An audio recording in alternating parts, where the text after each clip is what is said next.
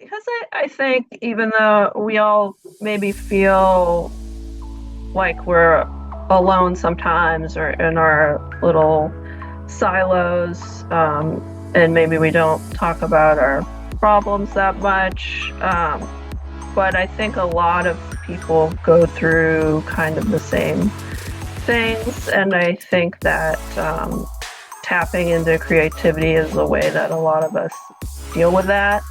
Um, and if you can get it out into the world, it can help other people kind of deal with those things too, I think.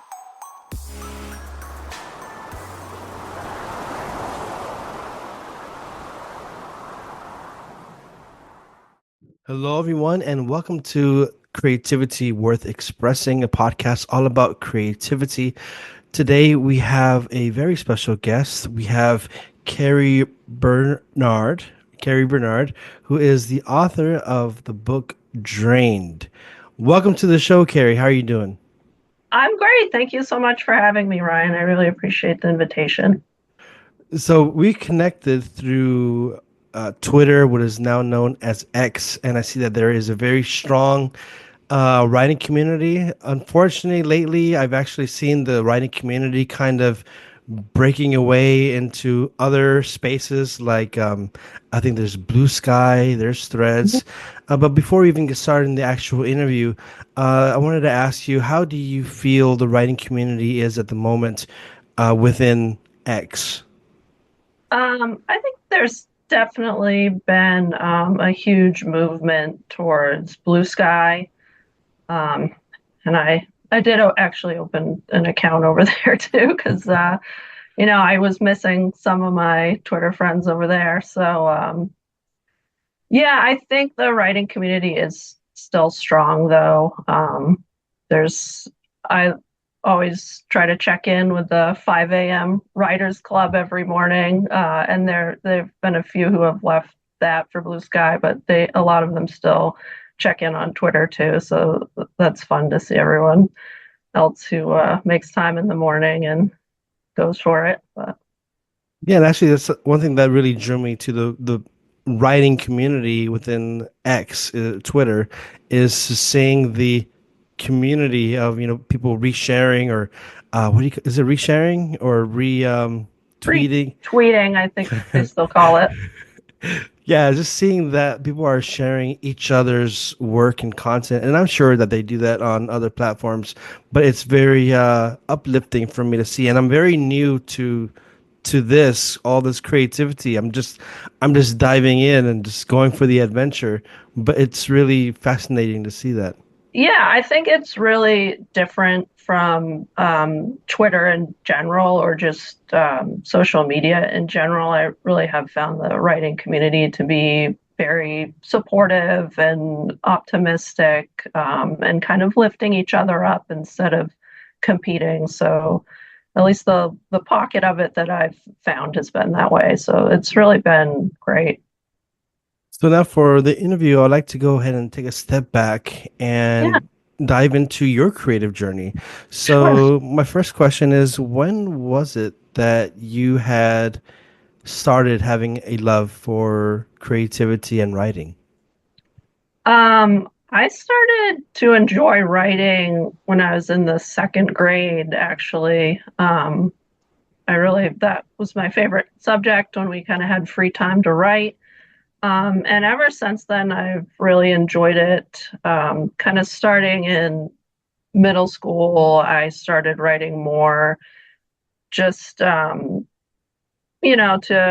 express myself and deal with things. And it's always just kind of been in the background. I didn't get kind of serious about trying to really finish a book probably until my mid 20s. But since then, I've written a couple books, only one published so far. But writing's always kind of been there for me, and I've always really enjoyed it. And when was the moment when you decided, because you said in your mid 20s, was there like an epiphany or was there something, an event that moved you to say, all right, it's time for me to move towards publishing? I just feel like a story had finally come to its conclusion, and I was happy with it. So I thought, well, um, these characters have been, living with me for a long time. It's time for me to inflict them on someone else. So that's kind of what started it. And during your early years, did you have like any mentors or people who would motivate you towards writing? Not really. I mean, in high school, I had some supportive teachers. My husband has always been really supportive of my writing. But I never had any author mentors or anything like that. So you started writing your book Drained around what year? Well, the first time I wrote it, I started almost 20 years ago. Uh, but it ended up being 400,000 words. So I had to write it again later in a more condensed form. And that would have been around, I think probably around maybe 2018, I would say. So when you start writing.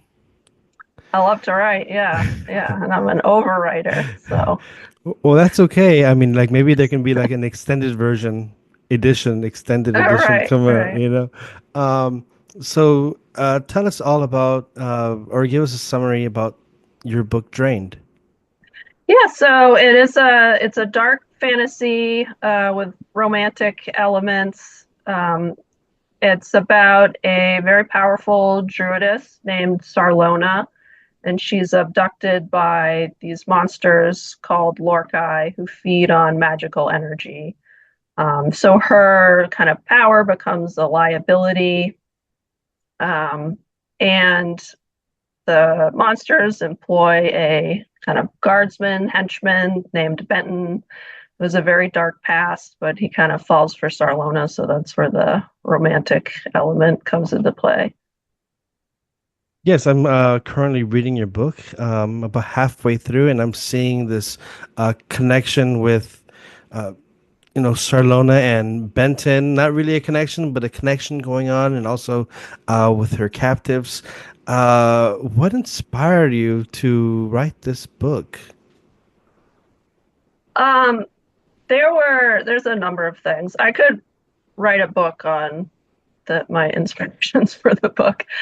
But all right, so I guess three major points would be, when I was growing up, my two favorite authors were Anne Rice and R.A. Salvatore. So I really was kind of always looking for the book uh, that kind of was a blending of those two. And I, obviously, haven't been as successful as either one of them, but I like to think it's a bit of a blend between those two influences. And now, there's a lot of kind of fantasy with supernatural elements out there. So that's great. I have a lot I can enjoy reading these days. But that was one aspect of it.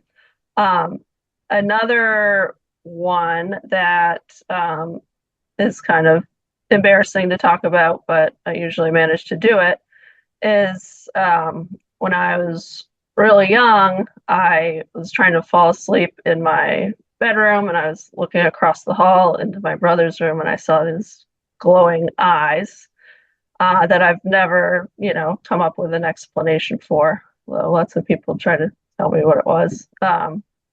And so that's kind of where I got the Lorkai from. Kind of my whole life, I've been trying to come up with, you know, what what monster was it or whatever.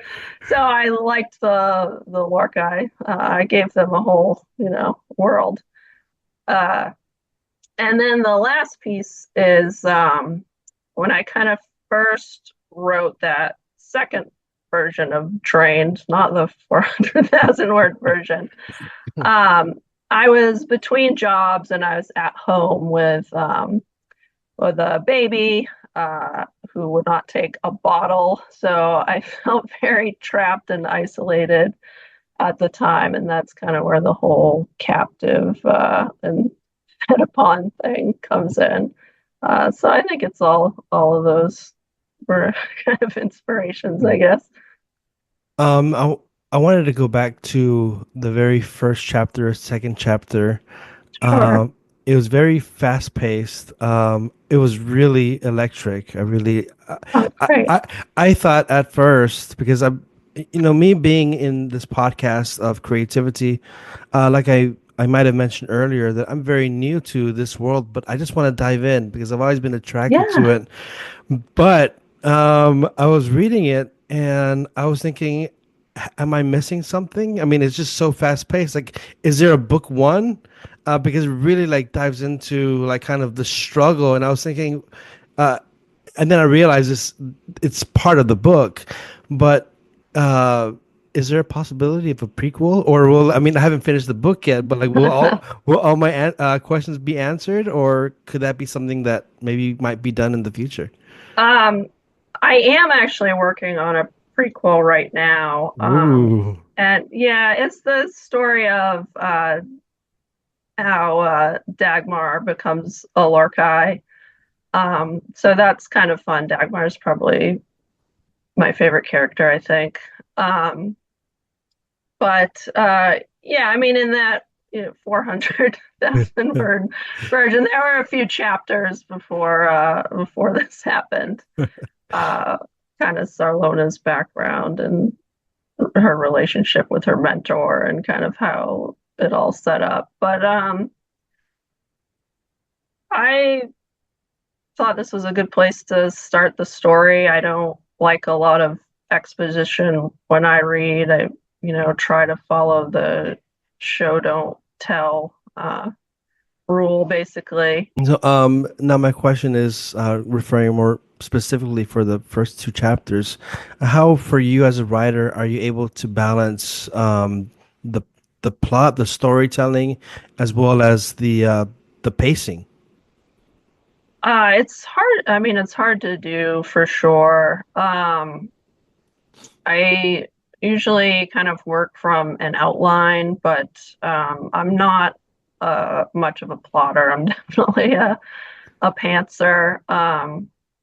So it's hard. It's hard to balance, but I kind of try to drop, the world building and the world building into the plot, and my writing's fairly character driven as well. So Were there it's any? Were go there ahead. any? Yeah. Were there any parts of the book during writing which you had to do any research for? Um, I don't think so. There might have been a few little things here and there just uh, to make sure that they were kind of wouldn't stick out too much in a medieval world or something like that. Not much that I can come up with at the moment. I don't think Mhm. so. And did you have a favorite moment of writing during this experience? Um, yeah, I really enjoyed the part where kind of Sarlona first kind of meets her darker side. I don't know if you've Yeah. gone that far yet, but I really enjoyed that. And actually, my publisher made me dial it back a little in the editing, so uh, maybe I had more fun than I should have. But And right now, so you've currently have Drained. Do you have a title for your upcoming book or whenever it does come uh, out? yeah, so the next book is going to be called Blackened, and so it is going to be a trilogy, and then like I said, there will be a kind of a standalone prequel, and I've written a couple other things in that world as well that I'd eventually like to publish. but they do happen later on. So I don't want to stick them out there yet. Yes. And as a writer, do you often or ever have experienced writer's block? Um, I mean, not very strongly, honestly. Sometimes I'm just not quite sure how I'm going to get from point A to point B, but I've found that the if I'm kind of having that problem, if I go back and reread something I'd written even just a couple days ago, that usually kind of gets me back in the mindset and on a path that will hopefully lead me to where I want to go. Okay, now let's talk about your characters. We have Yeah. Sometimes I don't know how to pronounce them. Sarlona, Sarlona is how I say it. Yeah. Sarlona. We have Benton. We have Dagmar, and a few others. Hmm. Sylvanus. Um, what was it like for you? I mean, you've written this for quite a few years. Yeah. How does it feel when you start talking about each character and getting their story out? Um, yeah, it's hard for me to say. For me, I don't really plan characters much. They kind of, I might start with a really general description, but they just kind of like reveal themselves in as I write, um, and I kind of feel like I get to know them, if you know what I mean. Yeah. But it's been interesting putting them out in the world and kind of seeing what resonates with people in different ways, their reactions to certain characters. Um, I've found that other people also really like Dagmar, and are much more forgiving of Ben than I expected them to be. Yeah. Honestly, Sarlona isn't too popular, which I get because there's a lot of the young kind of girl finding her place in the world. Uh, it can be a little tired, but I think I have a good twist on it. Really, it doesn't quite go how some of the others do. So, And what kind of feedback do you get from fans, from readers? I'm sure that you get feedback on, of course, on the writing community, but also on Goodreads. You might have some feedback there. What have you encountered? I mean, I don't have a ton of reviews yet, but it runs the gamut, really. Like I said, Dagmar seems to be a favorite. Um, and some people I've spoken to kind of had some more interesting thoughts about Benton and Sarlona than I thought they would. But I mean, it's been great so far. I'd like to hear from more people, absolutely. But Okay, so the audience, go ahead and get a book, Drained, and please make some good reviews, positive reviews, yeah, 5 stars. right. Um, Or n you can message me too. I'll take yeah. like hear all about it. So now my next question for you is we've gone through your background, we've seen how you've grown, how you've published, working with the publisher. Now, besides the trilogy, besides that, how do you see your writing, your creativity evolving in the next few years? I'm going to keep kind of doing what I've been doing. I'm definitely going to stay in the dark fantasy with some romance genre.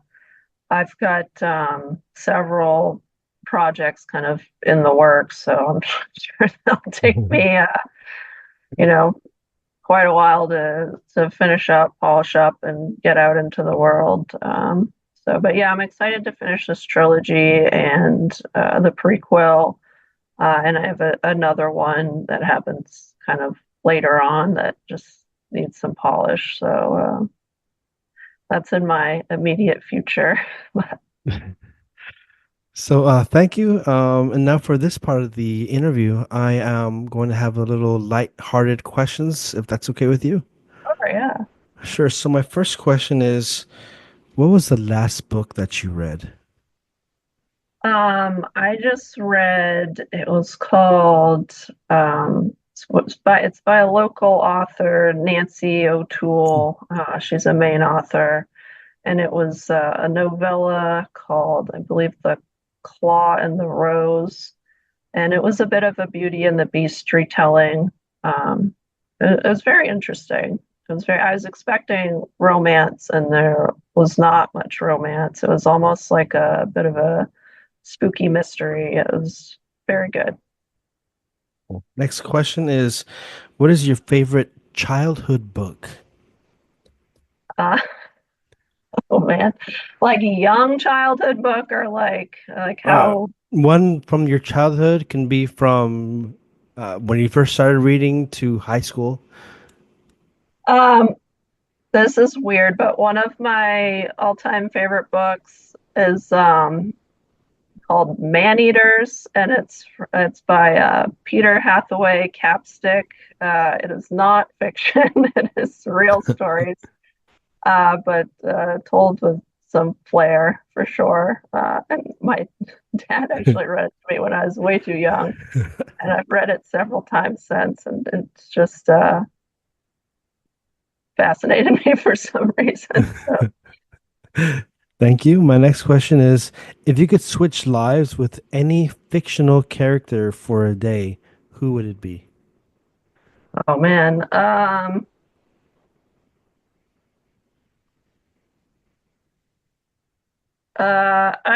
I'll probably go with uh, Triz Stewardin from one of my favorite authors, Ari Salvatore, because I just think it would be awesome to be that badass.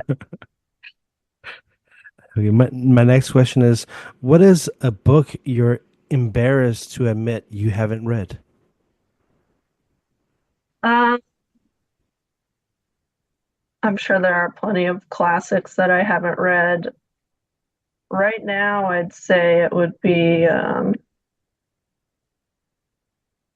can't even remember the name of it. The Rebecca Yaros Oh, book. the yeah, I just finished reading that. The dragon Yeah, with the I can't. I'm very bad with names. My goodness.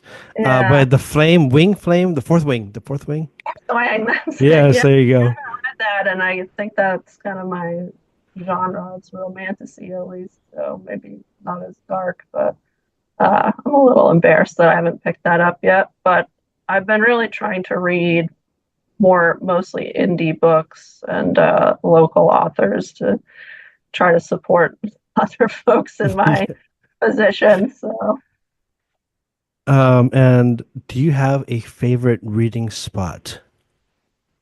um, I like to read in bed. Yeah, it's comfy, and there's usually not a lot of distraction. So, And earlier you mentioned you're a fan of Salvatore and Anne Rice.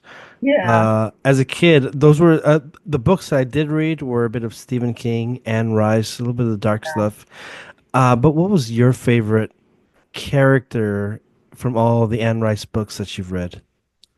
Um, his kind of probably lesser known character, Marius is actually my favorite Anne Rice character. Um, it's been a while since I've read Anne Rice, but he was like made in the Roman times, I think. And I think he was kind of a mentor for Lestat, and I just thought he was really cool. He might have inspired Glaucus a little bit with kind of his wisdom and patience, but also fairly badass. So, Thank you. So now going back to more serious questions, my next question for you is, are there any upcoming authors, writers who you can suggest that we go and check out? Um, if you really are into the dark fantasy and don't have too many triggers, I would really recommend uh, Liv Zander. I read recently her Court of Ravens duology, and it's a little smutty at times and extremely dark, but the world building is and the writing are really phenomenal. So yeah, I mean, if you're into dark fantasy and with some spiciness, I definitely read those. Those are great. Okay, and my final question for today is the same question I ask every other guest, and that is, why is creativity worth expressing? Um, because I think even though we all maybe feel like we're alone sometimes or in our little silos, and maybe we don't talk about our problems that much. But I think a lot of people go through kind of the same things, and I think that tapping into creativity is a way that a lot of us deal with that. And if you can get it out into the world, it can help other people kind of deal with those things too, I think. Oh, thanks so much for being on the podcast and for sharing all about your book, Drained. To the audience, go check out KW Bernard on uh, on Twitter, on Instagram, as well as her books. So thank you for being here. And to the audience, please don't forget to subscribe and have a fantastic day. Thank you, Carrie. So much, Ryan.